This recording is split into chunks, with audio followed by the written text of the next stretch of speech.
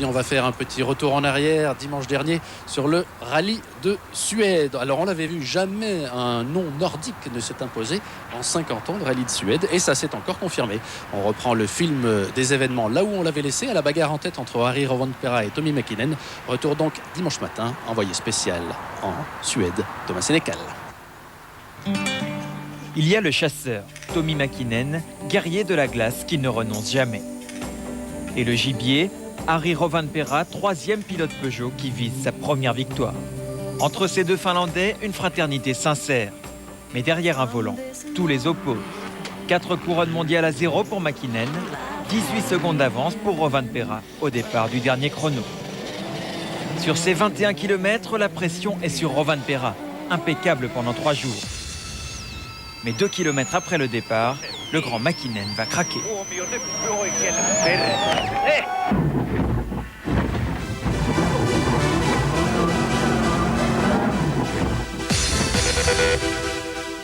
J'avais choisi des pneus neige, c'était la bonne option dans ces conditions. Je pense que j'avais une petite chance de rattraper Harry, surtout que lui, il était parti avec des pneus pour la glace.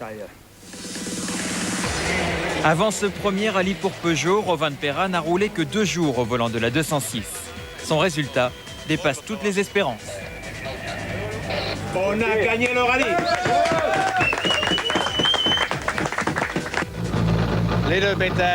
J'étais un peu tendu au départ de la dernière spéciale avec toute cette neige. Je passais en premier sur la route, mais c'est fantastique. La première victoire, c'est toujours un moment spécial. Moment spécial aussi pour l'équipe Peugeot. Certes, l'anniversaire du premier succès de la 206 a été dignement fêté, mais Rovanperä n'est que le 3e pilote du Lion, celui qui n'inscrit pas de points au championnat constructeur.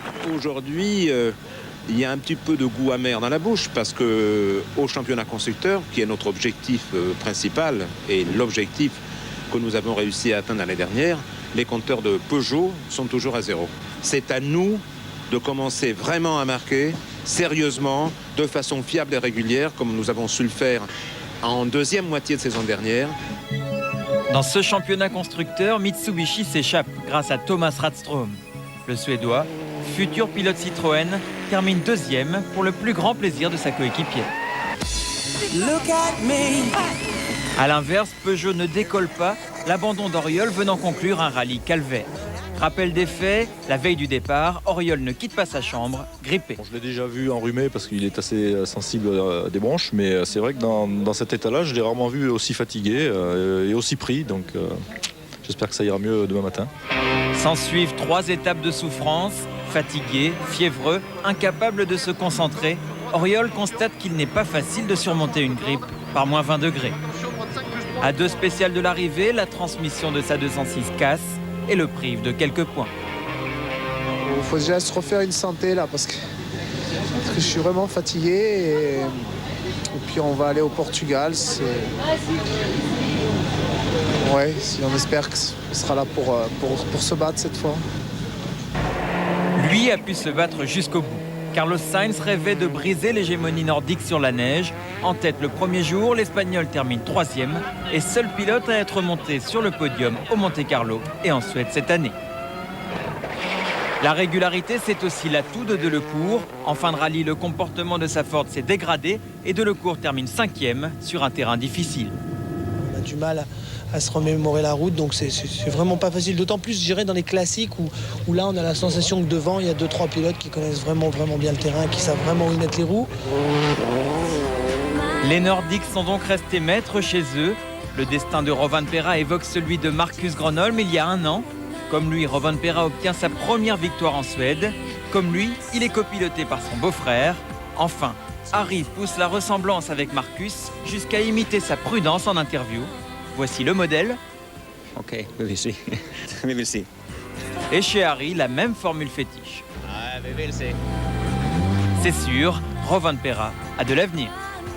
Ah oui, ça c'est sûr. Il a gagné 7 fois le rallye de Suède. La dernière sur une Audi Quattro en 84. Et Stig Blomqvist court toujours.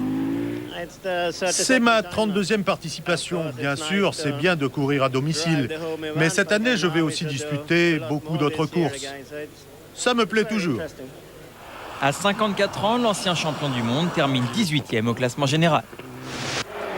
Avec 13 meilleurs temps, 17 spéciales, Burns et McRae ont fait le spectacle.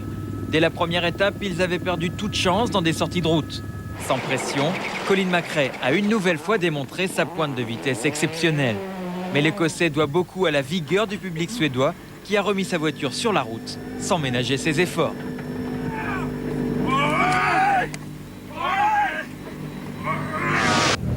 Les 400 clous, ainsi pourrait se résumer la guerre des pneus entre Pirelli et Michelin sur la glace.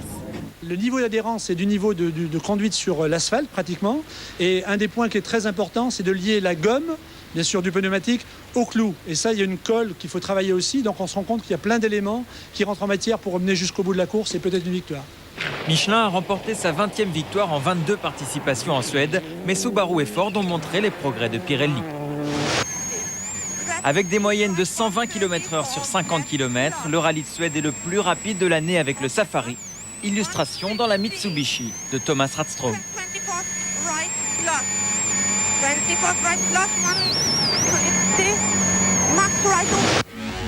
Enfin, 10 points, c'est le tarif pour figurer en tête du championnat du monde après 2 rallyes.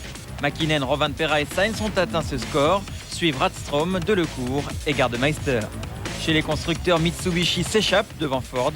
Subaru et Peugeot sont à la traîne, mais compte tenu de leur performance, ça ne devrait pas durer. Prochain